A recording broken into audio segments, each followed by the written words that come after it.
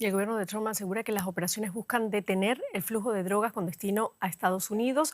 Analizamos el tema con Leonardo Gómez Ponce, periodista ecuatoriano especializado en crimen organizado y narcotráfico. Leonardo, gracias por estar con nosotros. ¿Qué impacto real puede tener esta operación Lanza del Sur en las rutas del narcotráfico y en la estructura de los cárteles que operan en el Caribe y el Pacífico?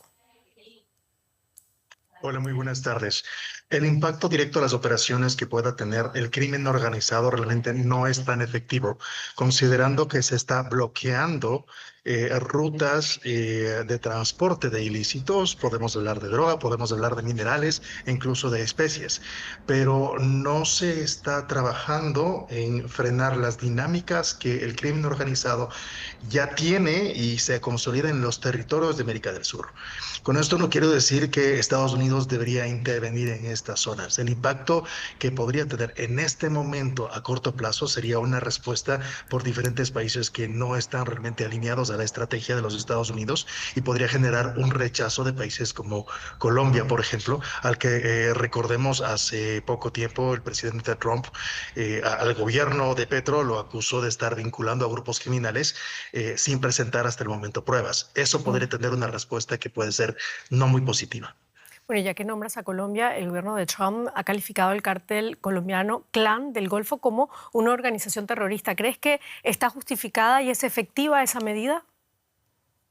Existen diversos grupos criminales en toda Sudamérica y están muy conectados con carteles y mafias internacionales. No es una actividad propia o única de Sudamérica. Estamos de muchas formas conectados. Las conexiones que existen entre México, Colombia, Ecuador y las conexiones que tienen con la mafia albanesa, Andrangheta, e incluso en las rutas que conectan con Alemania, con Ámsterdam y los demás países, incluso con los puertos como Cádiz en España son evidentes. Entonces, lo que se está en este momento es generando un sentido de alerta que desde los grupos criminales podría generar una reorganización de las rutas, una reconformación de las dinámicas criminales, más no necesariamente eliminarlas. Claro.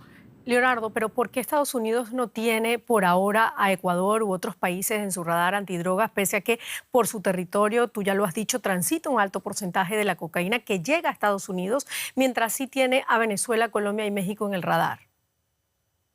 El costo político podría ser bastante amplio. Podría ser bastante alto. Es decir, estamos hablando también de la soberanía de los países. Es decir, la soberanía de diferentes países también está en juego y en ese sentido Estados Unidos, por más buenas intenciones que tenga o por más poder bélico que pueda tener, existen normas internacionales que deben ser respetadas. Entonces, no puede actuar de manera directa en Ecuador, en Perú o en Colombia, aunque en este momento, de cierta forma, ya lo está haciendo.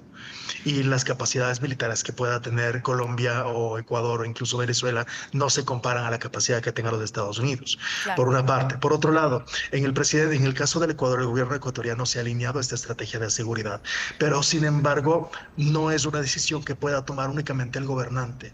También es una decisión que debe ser respaldada por la ciudadanía. En el caso particular de Ecuador, por dar un ejemplo, no es que la ciudadanía esté a favor del crimen organizado, evidentemente no, pero tampoco están dispuestos a ceder un punto importante de la soberanía, por ejemplo, permitiendo una base militar de los Estados Unidos en las Islas Galápagos. Eso es algo Claro, que la ciudadanía ecuatoriana rechaza por completo claro. y ahí tiene un límite la estrategia de los Estados Unidos. Hablemos de esas intenciones de las que tú decías antes. ¿Hasta qué punto la ofensiva de Estados Unidos contra el narcotráfico en la región encubre una estrategia de presión o intervención militar sobre Venezuela? La intervención que se realice en el gobierno de Venezuela, creo que eso es algo que todos en Sudamérica hemos deseado de una u otra forma. Lo que ha pasado en Venezuela durante las últimas décadas puede tener diferentes nombres, menos una democracia. No puede ser llamado una democracia un país que ha lastimado a sus ciudadanos, a su política y a su propio sistema.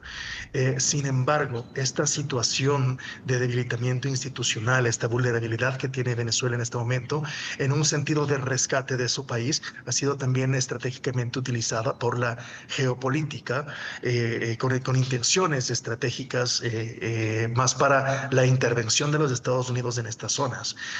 Aunque en este momento existe una necesidad que todos clamamos para recuperar la democracia en Venezuela, también existe un rechazo absoluto, por ejemplo, a que se puedan presentar, que se pueda tildar de terrorista o de narcotraficante o de criminal a un presidente sin presentar las pruebas. Y en ese sentido, pues creo que la ciudadanía en general, la sociedad civil, organizaciones, incluso los periodistas, hemos estado muy atentos para este tipo de intervenciones. Es decir, si acusamos a un presidente, necesitamos presentar las pruebas. Y si hay una estrategia que involucra a un país, se necesita absoluta transparencia para poder tener claridad en cuáles son las intenciones Claro. y además el alcance, saber qué es lo que se está comprometiendo realmente. Y eso es lo que está buscando ahora el Congreso de Estados Unidos. Muchísimas gracias, Leonardo Gómez Ponce, por este análisis.